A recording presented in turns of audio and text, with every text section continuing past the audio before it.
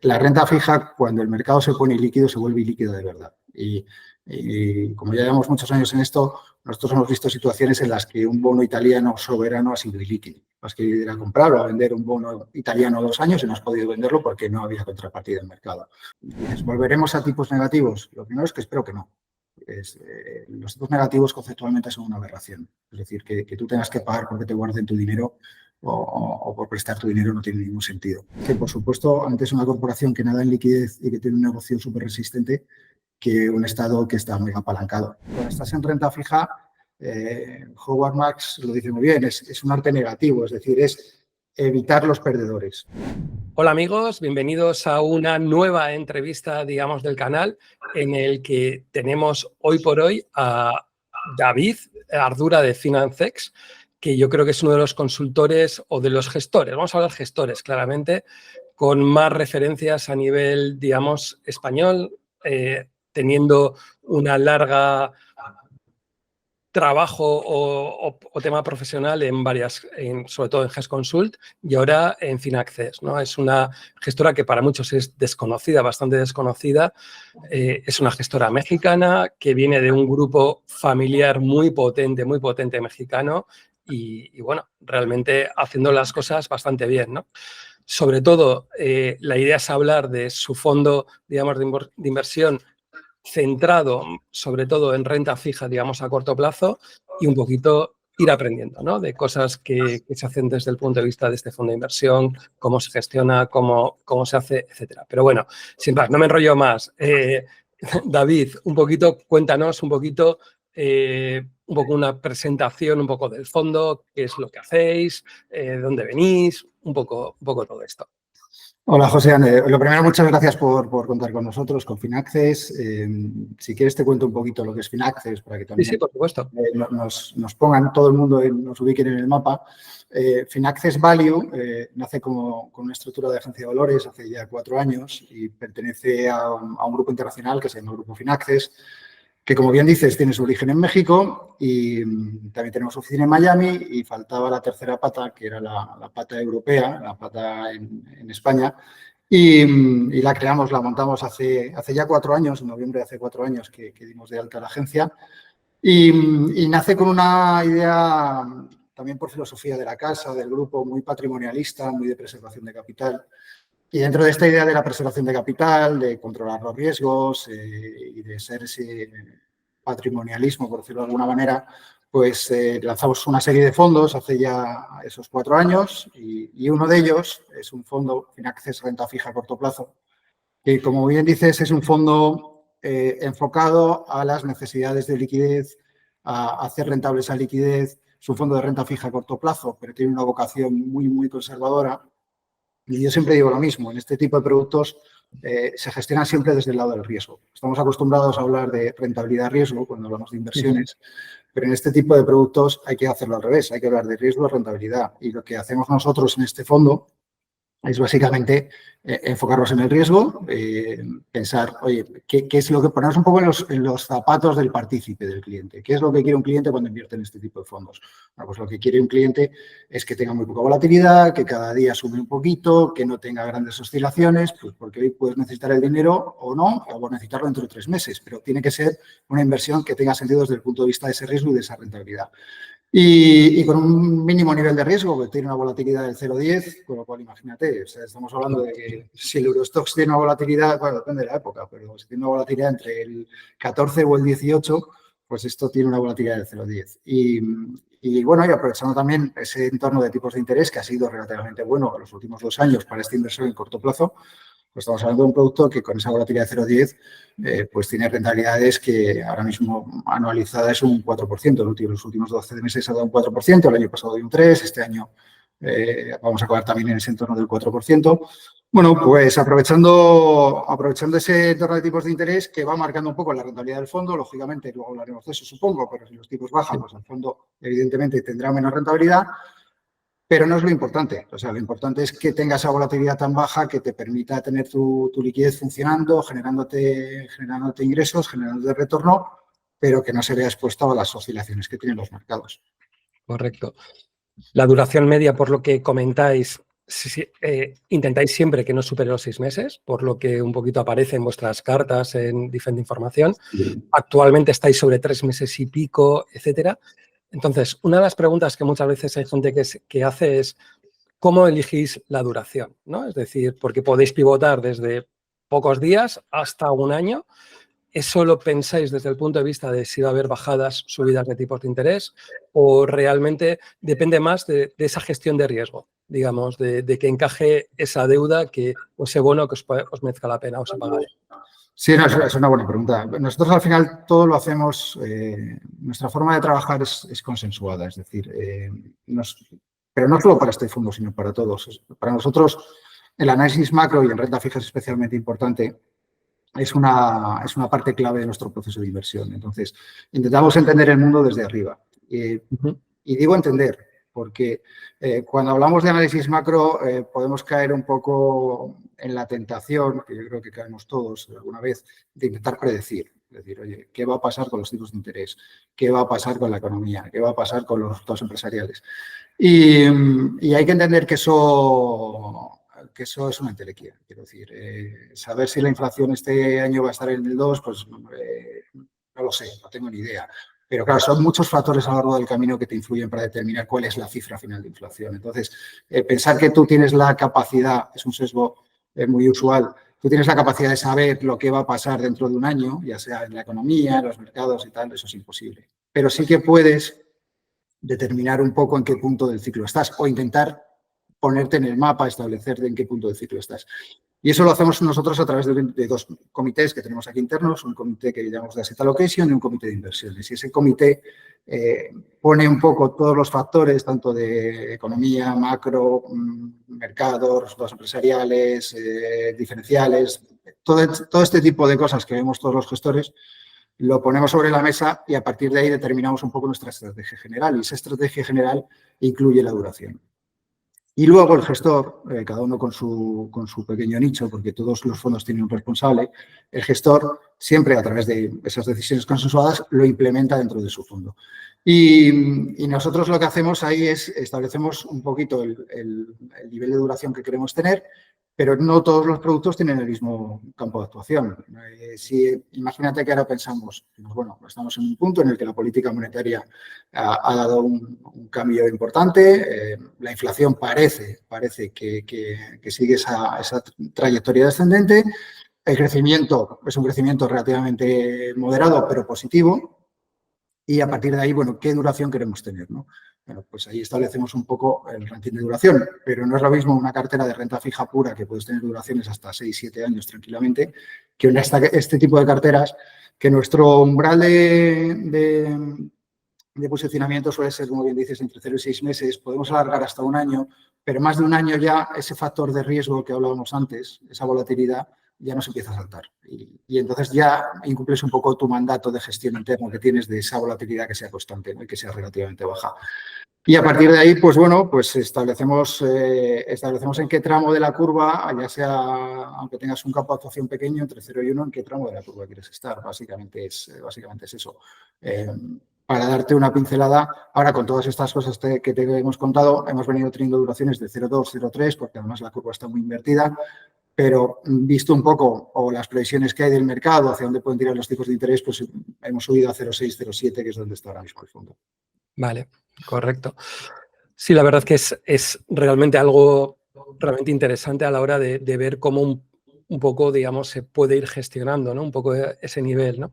Lo que veía un poquito de la cartera que digamos que tenéis en el fondo, más o menos la mitad sería renta fija más o menos nacional, podemos decir, más o menos, o sea, dentro de todo. La otra mitad es renta fija, digamos, internacional, ¿vale? Hasta ahí yo creo que es bastante, digamos, correcto. Pero una de las cosas que muchas veces sorprende, yo creo que muchas veces hay ese valor añadido muchas veces de estos fondos de inversión monetario, es que tienen un porcentaje relativamente majo en renta fija no cotizada, ¿no? Y eso es, yo creo que algo que muchas veces a la gente le sorprende, ¿no? Porque se compra esa renta fija no cotizada, si merece la pena, no merece la pena, o son cosas que, bueno, el común de los mortales no podemos ver muchas veces, ¿no? ¿por qué soléis utilizar ese porcentaje? Y bueno, un poco más información sobre eso. Bueno, yo es que creo que la liquidez hay que diferenciarla en dos tipos de liquidez, por decirlo de alguna manera. Entiéndeme como liquidez que un activo se pueda vender o no en un momento determinado. Entonces, nosotros, por ejemplo, en la parte de nuestro fondo, esa renta fija nacional que decías, parte es deuda pública, que es la parte que tenemos más en liquidez, pues si mañana tenemos un reembolso, hay que hacer frente y demás. Y luego tenemos una parte que son pagarés. Y que somos conscientes de que además esos pagarés no son especialmente líquidos, con lo cual por eso tenemos ese porcentaje de pagarés que es bastante rentable en términos brutos de la rentabilidad que obtiene el fondo a través de ello, pero sí que eso es un porcentaje relativamente pequeño. ¿Por qué? Porque no tienes esa disponibilidad. Y además suelen estar muy a corto plazo. Y luego está la parte de renta fija cotizada, más líquida, los bonos que los puedes tradear, que puedes comprar, que puedes vender.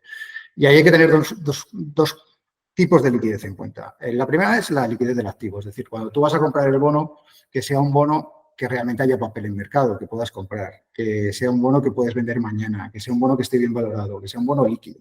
Ese es el primer activo que nosotros vamos a comprar siempre. ¿Por qué? Porque mañana lo puedes tener, pero puede darse la posibilidad de que mañana lo necesites vender dentro de unos días, dentro de unos meses, lo puedes llevar a vencimiento, depende un poco del momento de mercado.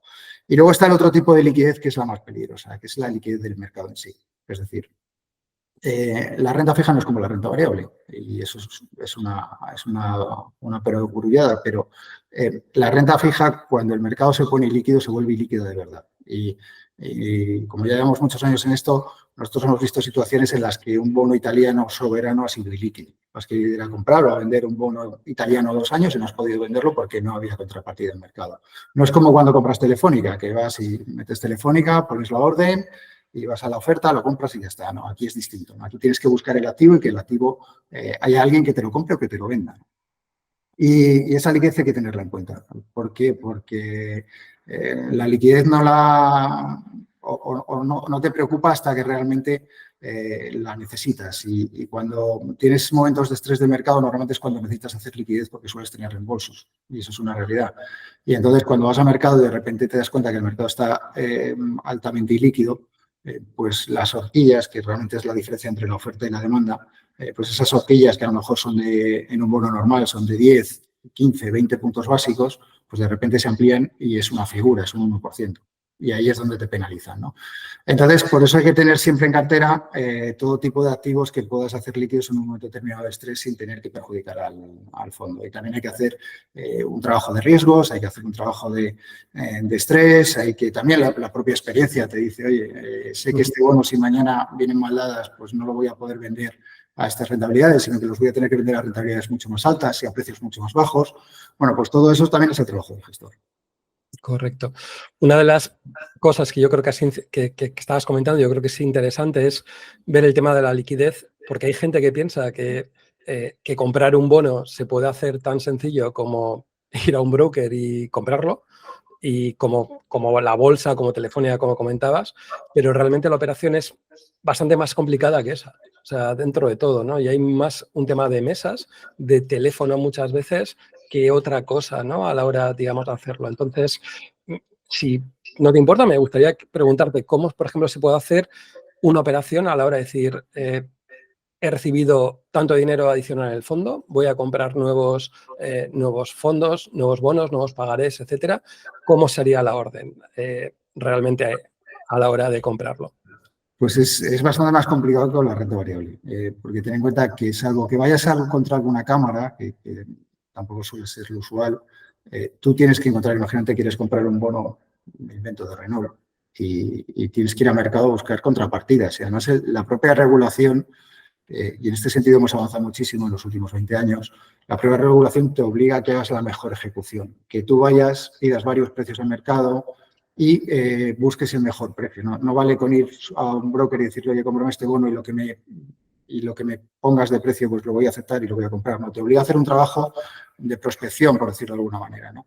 Y no es fácil, no es sencillo porque al final la pantalla, y esto es otra de las características de la renta fija, la pantalla puede poner un precio, pero luego la realidad del mercado puede estar alejada de ese precio, no tiene por qué ser el precio que tú ves en pantalla. Y ahí es un poco el trabajo también del gestor y sobre todo del broker, es decir, encontrar. Nosotros no tenemos mesa en Finaccess, vamos a través de una mesa de terceros y lo único que le pedimos a esa mesa es que, oye, que nos busquen la mejor oferta o la mejor demanda, si queremos vender, y que nos lo den las mejores condiciones. Y vuelvo un poco a lo que hablaba antes, ahí también hay un trabajo de pelear, de discutir el precio. Las comisiones tienen que ser estrechas, que esto es algo que también ha cambiado en la renta fija en los últimos 20 años. Antes las comisiones eran muchísimo más amplias, ahora yo creo que con toda esta regulación, el best execution, este tipo de cosas, pues estamos haciendo un trabajo más limpio, por decirlo de alguna manera, ¿no? Y ahí, pues bueno, simplemente tener claro lo que quieres, buscarlo, pelearlo, y hay veces que lo haces en un minuto y hay veces que tienes que estar 2 días buscando el papel. Es que esto funciona así, ¿no? Pero bueno, también es parte del trabajo del gestor. Muy bien. Lo que hay gente que, por ejemplo, podría decir momentos claves, ¿no? Yo creo que has dicho un momento clave de cuando no hay liquidez, ¿no? En el mercado, que se ha secado completamente, que parece que estamos hablando del mercado monetario como el más líquido que pueda haber, pero a veces directamente no hay, ¿no? En esos momentos, ¿cómo podéis gestionar, digamos, los miedos o los pánicos al final de las personas normales, que son las que están, digamos, diciendo vende, cuando igual tú te estás encontrando que decir, ostras, es que no es el momento, o sea, que es que pagar ese punto porcentual es destrozar la rentabilidad de una posible cartera, ¿no? ¿Cómo podéis hacerlo? ¿Cómo podéis gestionar eso, ¿no? O sea, porque a mí me parece realmente difícil. Bueno, es que es complicado, porque además, normalmente cuando estás en pánico, el corazón te dice una cosa, la cabeza te dice otra y hay que escuchar a la cabeza. Entonces, si tú estás en pánico, todo el mundo está vendiendo cosas a derribo porque tienen reembolsos, estás poniendo, que esto también es una cosa importante, a veces que el mercado cuando se vuelve, igual que pasa en renta variable, cuando el mercado se vuelve irracional, no vendes cosas concretas, vendes absolutamente todo. Porque tienes reembolsos, tengo que vender toda la cartera, porque me da igual, porque no aguanto la volatilidad, no aguanto que mi fondo caiga otro 1% mañana, lo de siempre, ¿no? Entonces, cuando tú tienes eso, efectivamente, pues al final el corazón te impulsa en un lado, en la dirección de la manada, de oye, vender y demás, y la cabeza te dice, si estoy comprando, y me voy a la renta fija, que también lo podríamos llevar a la renta variable, pero si yo estoy comprando un bono que es investment grade, o estoy vendiendo un bono que es investment grade, mejor dicho, y lo estoy vendiendo como si fuera high yield, porque el mercado se ha puesto nervioso, se ha puesto ilíquido, y en lugar de venderlo al 3%, que es donde estaría el investment grade, lo estoy vendiendo al 4,5%, que es lo que sería ya venderlo como si fuera un bono de high yield, pero las condiciones fundamentales de esa compañía, de ese bono de esa compañía que yo estoy vendiendo, no han cambiado nada de un día para otro, sino simplemente que el mercado se ha puesto ilíquido. Tu movimiento no es comprar, tu movimiento no es vender, tu movimiento es comprar, porque te vas a comprar un bono investment grade con la rentabilidad de un high yield. Entonces, eso lo primero es que el gestor tiene que tener templanza, que tiene que tener tranquilidad y ayuda mucho contemplarlo. Nosotros tenemos nuestros propios indicadores de riesgo elaborados por nosotros y ayuda mucho pensar un poco al revés. Es decir, y te pongo un ejemplo actual por concretarte. Cuando ese indicador de riesgo te da señal de, oye, el riesgo está repuntando muchísimo, hay que vender y demás, ese momento ya es tarde, ya no tiene sentido. Porque ya el indicador de riesgo al final lo que te recoge es el humor del mercado, por decirlo de alguna manera. Y ya te está diciendo, oye, hay que vender. Pero sin embargo, si lo haces de una manera contraria y dices, oye, veo mucha complacencia en mercado, igual que pasa en renta variable con el VIX y demás, cuando tú ves mucha complacencia, quizás no sea el momento de vender porque la complacencia puede durar muchísimo tiempo, pero por lo menos es el momento de no comprar y de no participar en ciertos riesgos. Y eso luego, cuando el mercado se pone nervioso, te ahorra muchos disgustos. Y te voy a dar un ejemplo ahora, por ejemplo, los diferenciales de crédito de high yield, lo que realmente pagas por el riesgo, ese diferencial que hay sobre la curva de deuda o sobre la curva swap que estás pagando por el riesgo que estás comprando de ese high yield, están ya muy cerca de sus mínimos históricos. Sí. Nosotros los medimos en media respecto a su media histórica, en Z-Score, y ya estamos viendo que están en unos niveles de una complacencia extrema. Es decir, ya comprar ese high yield no te recompensa el riesgo que estás asumiendo. Entonces, como no sabemos cuánto puede durar esto, porque esta complacencia, ahora hay mucha liquidez en mercado, bueno, pues hay una serie de condiciones que esto puede permanecer así durante meses. Entonces, no sabemos cuándo va a estallar esto. Pero lo que sí es verdad que siempre que hemos alcanzado estos niveles de complacencia, estos niveles de Z-score tan bajos, siempre hemos tenido luego un repunte del riesgo. No sabemos cuándo va a venir, no sabemos si va a venir mañana o en el mes de febrero, pero no podemos o no queremos participar de eso. Entonces, nosotros, por ejemplo, el high yield lo estamos rebajando prácticamente a mínimos, porque ya no te paga asumir ese riesgo de high yield. El investment grade es otra cosa, está bastante más alto. Entonces, la mejor manera de protegerte contra el riesgo no es cuando está el riesgo ya encima de la mesa, es cuando todavía no está. Entonces, eso es un poco nosotros cómo enfocamos esto. Y dicho esto, hay veces que es imposible no participar de esto, porque si tienes un reembolso, el cliente se pone nervioso, a no ser que le tengas muy aleccionado o piense como tú, que no es sencillo, porque es un pensamiento muy de gestor y el cliente piensa de otra manera, que es normal, porque no están acostumbrados a convivir con el riesgo, pues ahí inevitablemente si te viene un reembolso tienes que vender, pero intentamos que no sea así, intentamos que los clientes estén informados, que sepan lo que hay, concienciarles. Bueno, es un trabajo también día a día con el propio cliente para que entienda lo que estamos haciendo. Bien.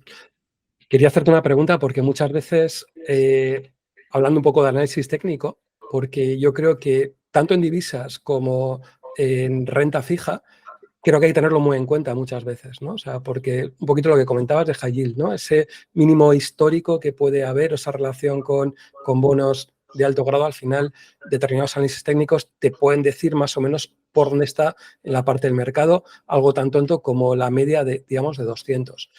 ¿Soléis utilizar el análisis técnico para renta fija o no? ¿O es un elemento adicional y no lo tenéis muy en cuenta? La verdad es que no lo usamos, porque no es una herramienta que hayamos usado normalmente nosotros. No, es verdad que utilizamos indicadores, pero son indicadores pues que son más medidas respecto a la media histórica, cómo se están situados y demás. No digo que no funcione, no lo sé, porque es verdad que yo creo que cuando todo el mundo está mirando una cosa, tiene algo de profecía autocumplida. Es decir, si todo el mundo piensa que hay un soporte en un momento determinado, pues al final las órdenes están ahí, es inevitable, ¿no?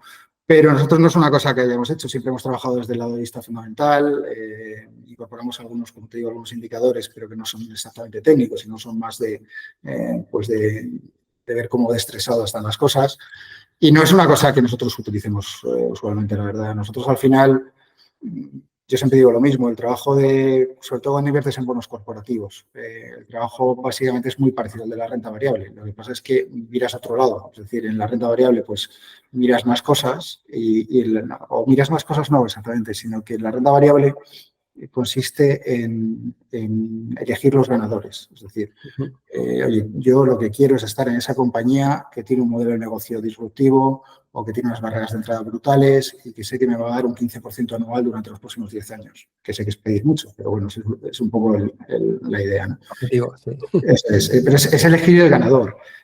Sin embargo, cuando estás en renta fija, Howard Marks lo dice muy bien, es un arte negativo, es decir, es evitar los perdedores. Porque lo primero que quieres cuando tú estás en renta fija es que al señor, a la empresa, al Estado, a la corporación, al organismo público que tú le estás prestando el dinero de tus clientes, que tiene que ser como tu dinero, tienes que tenerlos en la cabeza, pues lo primero que quieres es que te devuelvan el dinero. Entonces necesitas el mismo análisis que la renta variable. Necesitas entender el negocio, necesitas ver de dónde vienen los flujos de caja, qué barreras de entrada tiene, qué riesgos tiene y luego a lo mejor te enfocas un poquito más en el balance porque lo que necesitas ver es también pues, qué nivel de apalancamiento tiene la compañía, qué cobertura de intereses tiene, cómo de sostenibles son esos niveles de apalancamiento.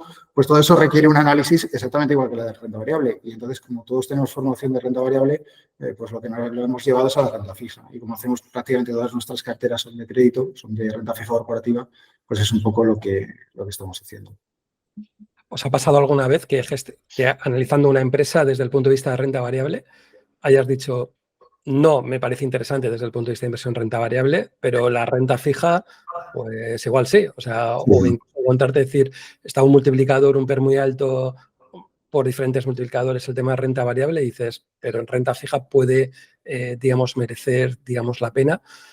Y luego también un poco a esta pregunta siempre ha habido la gran duda, ¿no? O sea, desde el punto de vista, por ejemplo, del mercado financiero, el tema de bancos, de gente que ha dicho, entro en renta variable en bancos y otra gente que dice, no, es que prefiero entrar en 81 porque al final voy a sacar ese 9-10% y no va a tener tantos riesgos, ¿no? Un poquito, ¿qué te parece que me dirías? No, absolutamente. Además, es que te iba a poner ese ejemplo, te iba a poner el ejemplo de los bancos. Hemos estado durante años, ahora los últimos 3 años, desde que empezaron a subir los tipos, pues tienes más argumentos para estar en el equity, o hemos tenido más argumentos para estar en el equity. Pero desde la crisis financiera, ese proceso de recapitalización de los bancos, que los hizo mucho más seguros, pero no solo por la parte de recapitalización, sino también por la parte de los riesgos que están asumiendo. Claro, tú asumes menos riesgos, lo que va contra tus márgenes, lo que hace que tu inversión en renta variable no sea tan interesante, encima con los tipos cayendo, tipos negativos, pues imagínate, pero por otro lado estás acumulando grandes cantidades de liquidez y de capital. Entonces, pasas de tener unos ratios que eran ridículos a tener unos ratios muy capitalizados. Es verdad que tienes ROEs más bajos, tienes rentabilidades más bajas, pero te sobra capital. Entonces, eso, desde el punto de vista del accionista, pues dices, bueno, tengo menos rentabilidad, los tipos están en negativo, no me interesa o no me parece el mejor sitio para estar en banco, pero desde el punto de vista del bonista, dices, oye, pero es que para mí este es el mejor de los mundos, porque no estás asumiendo riesgos y encima estás sobrecapitalizado. Y además, los bancos tienen, que es un ejemplo muy bueno que has puesto, tienen la oportunidad o te dan la oportunidad como bonista de invertir en toda la estructura de capital. Es decir, puedo ir a la deuda senior o me puedo ir a los AT1, como bien dices, ¿no? Y durante años nosotros hemos estado muy insistentes en el tema de AT1 porque obteníamos rendimientos mucho más altos que en el equity. Y estábamos asumiendo un riesgo que no era ni parecido al que tiene el equity, ¿no? Y entonces, eso ha sido una idea de llegar a la renta fija a través de la renta variable. Y también nos ha pasado al revés. Yo siempre pongo el mismo ejemplo. Yo me acuerdo que estamos hablando en la época de los tipos cero o negativos, pero viendo un bono de Celnex, te pones a analizar la compañía y dices, bueno, vamos a ver, es que Celnex con estos tipos negativos es un gran negocio. ¿Por qué? Porque te estás financiando al 2%, 2,5%, que era por aquella época, insisto, y las rentabilidades a tus proyectos, a las torres que vas comprando y te vas vendiendo a tu portfolio, pues estamos hablando de 13 y 13,5. Entonces, claro, la creación de valor de Celnex, como en muchas compañías dependientes de tipos de interés, venía no solo por la rentabilidad que obtengo a mis proyectos, sino por el coste de financiación que asumo. Y entonces dices, bueno, si yo estoy comprando el bono, yo estoy participando del lado malo. Yo quiero estar en el latir del 13, no en el coste de financiación del 2. Y ahí llegas un poco a la renta variable, llegas al equity, porque estás mirando el bono y el bono no te convence, pero sí te convence el negocio de la compañía. Bueno, son 2 ejemplos. También es verdad que la situación te la marca mucho el contexto de tipos de interés que tienes. Eso te estoy hablando de hace 3, 4, 5 años. Si me dices ahora es un poco al revés, porque ahora tienes, o por lo menos hasta hace unos meses, pues teníamos unos tipos de interés crecientes, con una mora muy estabilizada, pues la idea sí que te lleva al equity. A lo mejor dices, bueno, pues puedo sacar más retorno en el equity que en la parte de los bonos, ¿no? Me refiero en el sector financiero. Y ahora pues volvemos un poco a otro ciclo, ¿no? Con lo cual al final eso también nos llevará a rotar un poco la cartera y de hecho ya lo hemos hecho. Bien. Hay una de las grandes dudas que todo el mundo tiene, ¿no? Yo creo que es si el Banco Central Europeo volverá a poner los tipos en negativo o no. O sea, sabemos, con lo que hemos comentado, David, que nadie tiene esa bola de cristal, o sea, porque si lo supiéramos, el grado de apalancamiento que nos permiten los mercados, todo el mundo millonario, o sea, directamente. Pero, ¿qué crees? ¿Que el Banco Central Europeo sigue con ese miedo en el cuerpo de decir ese fogonazo inflacionario que tuvimos y no vamos a bajar los tipos a corto del 2%? ¿O crees que van perdiendo el miedo y que vamos a volver a tener esas situaciones extremas de volver a tener tipos negativos? Lo digo porque al final es la gran pregunta que la gente está haciendo, ¿no? Es decir, ¿sigo en el monetario o me paso a un fondo de renta fija o no? Depende un poquito lo que haga el Banco Central Europeo, sabiendo que nadie lo sabe, ¿vale? Y que fallamos como escopetas todos dentro de esto, ¿no? ¿Cuál sería vuestra hipótesis? Sí, yo creo que son dos preguntas. Es decir, por un lado, dices, ¿volveremos a tipos negativos? Lo primero es que espero que no. Los tipos negativos conceptualmente son una aberración. Es decir, que tú tengas que pagar porque te guarden tu dinero o por prestar tu dinero no tiene ningún sentido, financieramente hablando. Y pone además el precio de eventos muy peligrosos. Y ese es un poco... pero volvemos a lo que hablábamos antes. Hemos estado durante años sabiendo que no tenía sentido y los tipos negativos han permanecido durante años. Han estado prácticamente 5 o 6 años, desde 2015 hasta 2022, o sea, hace casi 7 años de tipos negativos. Siendo consciente todo el mundo de que eso era una aberración, pero al final las condiciones de mercado, la inflación y demás te lo van marcando. Me cuesta verlo, me cuesta ver que volvamos a tipos negativos, pero no por los bancos centrales, porque al final un banco central es un organismo que reacciona a las condiciones económicas. Bueno, ahí podemos tener discusiones, pero yo creo que el Banco Central al final es un mecanismo, es un organismo, mejor dicho, que reacciona. No, per se no marca los tipos negativos. Los tipos negativos te los marca el que tengas una deflación, que tengas un crecimiento económico muy débil, mira Japón. O sea, al final no creo que el Banco de Japón diga, oye, voy a mantener tipos negativos durante 20 años. Es que tengo una economía que ha estado en deflación durante más de 20 años. Y entonces me obligas a llevar esos tipos a negativo. Y creo que no volveremos a eso porque posiblemente se den ciertas condiciones que nos cambien un poco la estructura de inflación. Y creo que ahí da para 2 programas, pero realmente lo que está pasando es que el mundo ha cambiado un poco en los últimos. Desde la pandemia hemos tenido un cambio en el mundo importante. Primero, porque se dan ciertas dinámicas que han sido deflacionistas hasta hace nada y eso está cambiando. Lo que ha vivido Occidente durante décadas, que ha sido la deslocalización de los medios de producción, me llevo las fábricas a China porque me sale muchísimo más barato. Eso está muy bien porque te sube los márgenes, porque es deflacionario per se, porque todo el mundo gana dinero. Pero ahora con todos estos temas que son políticos, que son también muy sensibles, estamos empezando a deslocalizar esos medios de producción. No es una cosa nueva, eso es algo que ya llevamos viendo años. Y eso es inflacionario, per se. O sea, eso es todo lo contrario de lo que hemos vivido en los últimos 30 años. Eso es, me sube la inflación, pues porque no es lo mismo poner una fábrica en China que ponerla en España, básicamente. Y eso es una cosa. Luego hay otra que también es muy preocupante y que cuando hablamos de riesgos es muy difícil de valorar porque nunca sabes cuándo te va a estallar.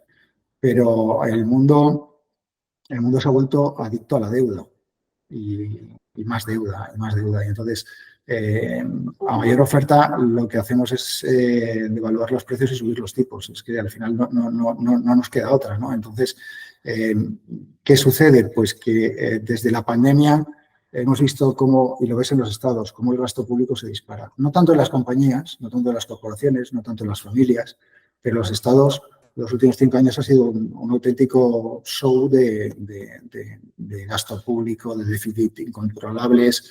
Te pongo el ejemplo de Estados Unidos. Coinciden 2 candidatos que no coinciden absolutamente en nada, excepto en que van a seguir manteniendo el gasto público y el déficit. Entonces, claro, tú cuando ves un poco el comité presupuestario del Congreso americano o del Tesoro americano, perdón, y ves dónde se van a llevar la deuda sobre PIB de Estados Unidos en los próximos 20 años, que se van a llevar al 200%, si nadie pone remedio a eso, pues te das cuenta de la cantidad de deuda que va a haber en el mercado. Y vamos a inundar el mercado de esa deuda. ¿Qué sucede? Pues que lo estás viendo, lo estás viendo en Francia, que nadie quiere bajar el gasto público. Lo estamos viendo, quizás en España es de los países que menos, pero nadie quiere ser ese político que realmente le pone el cascabel al gato y dice, oye, hay que volver a la austeridad porque esto no tiene ningún sentido, porque cada vez necesitamos más unidades de deuda para generar el mismo dólar de PIB o el mismo euro de PIB. O sea, todo eso es algo que no estamos contemplando y eso también es algo que ha cambiado. Hemos venido de un mundo austero a un mundo en el que empezamos a gastar como si no hubiera mañana. Y eso al final también se lo acaban llevando los consumidores. Si tú ves un poco o haces un análisis de cómo ha ido la economía en los últimos 3-4 años, te das cuenta que la parte industrial, la parte manufacturera, esa parte está en recesión desde hace 2 años. Es decir, la gente compra menos cosas, mira Alemania, por ejemplo, con las exportaciones, mira China. Es decir, son economías que no están consiguiendo repuntar o repuntar al nivel que solían repuntar. Sin embargo, las economías más basadas en servicios siguen tirando fuerte y España es un buen ejemplo. Entonces, claro, tú cuando ves el gasto de los consumidores dices, bueno, se puede explicar por el ahorro generado en pandemia, pero ese ahorro ya nos lo hemos comido, eso ya ha desaparecido. Y ahora están consumiendo a crédito. El consumidor americano sigue consumiendo a crédito cada vez más. Entonces, es como que ha cambiado un poco, la pandemia nos hizo algo clic en la cabeza y hemos dicho, oye, pues vamos a gastarnos porque nunca sabes, ¿no? Y además lo ves. Y eso también está manteniendo las economías arriba. Entonces, todo eso al final te va generando inflación o hace que la inflación no vaya a caer a los niveles que había antes, que eran inflaciones prácticamente inexistentes, ¿no? Y yo creo que eso es lo que te va a justificar que no tengas tipos negativos. Siempre has comentado una cosa muy interesante, ¿no? El tema de esa deuda que no hace más que crecer. Estados Unidos es un ejemplo.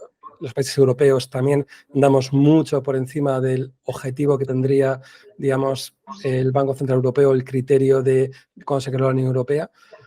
¿Crees que, en cierta manera, has hablado del 200% del PIB americano, de deuda sobre el PIB americano? ¿Va a haber gente que esté dispuesta a financiar a todos estos gobiernos realmente? O sea, porque cada vez hay más gente que tiene la duda, ¿no? Es decir, es que para la rentabilidad riesgo que puedo tener de financiar a estados, prefiero corporaciones. O sea, yo creo que un ejemplo bastante claro desde el punto de vista de miras lo que tenéis, y de gobiernos muy poquito. O sea, muy poquito dentro de porcentajes, ¿no? Entonces, ¿creéis que merece la pena esa relación rentabilidad-riesgo desde el punto de vista de corporativo digamos, o estados, digamos?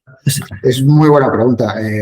La respuesta corta es que, por supuesto, antes una corporación que nada en liquidez y que tiene un negocio súper resistente que un Estado que está muy apalancado. Y que el problema de la deuda pública es que realmente vives de la confianza, hasta que esa confianza se rompe.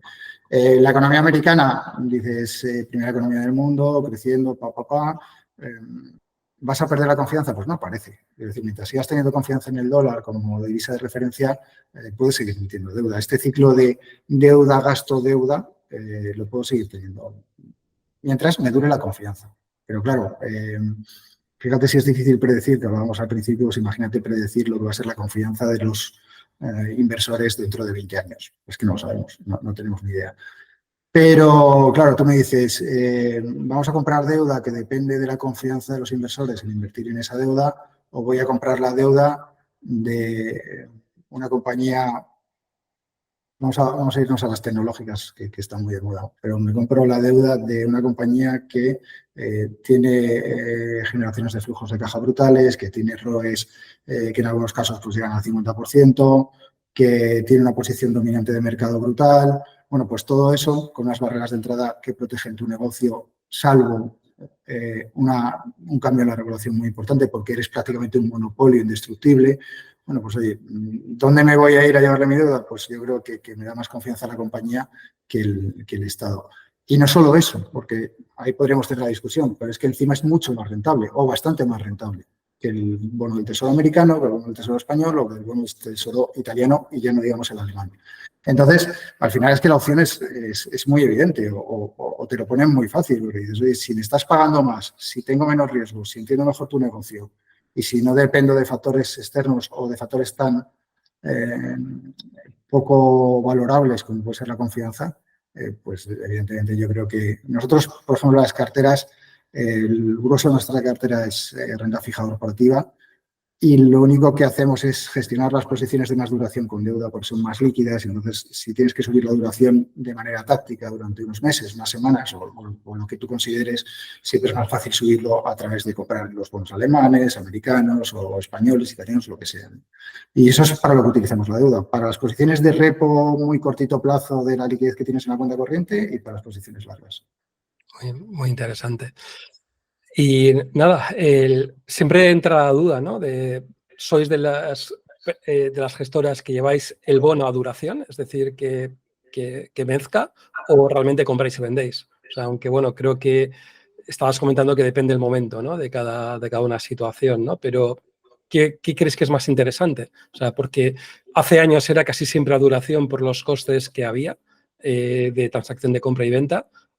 Hoy por hoy, ¿con los costes permite jugar un poco con ello, o seguís llevando la duración la mayor parte de los bonos? Pues mira, es buena pregunta. En el fondo de Finaccess renta fija a corto plazo, básicamente los días de vencimiento son bonos muy cortos, no tiene mucho sentido. ¿Por qué? Porque al final lo que te condiciona a que tú vendas o compres un bono es el coste de oportunidad.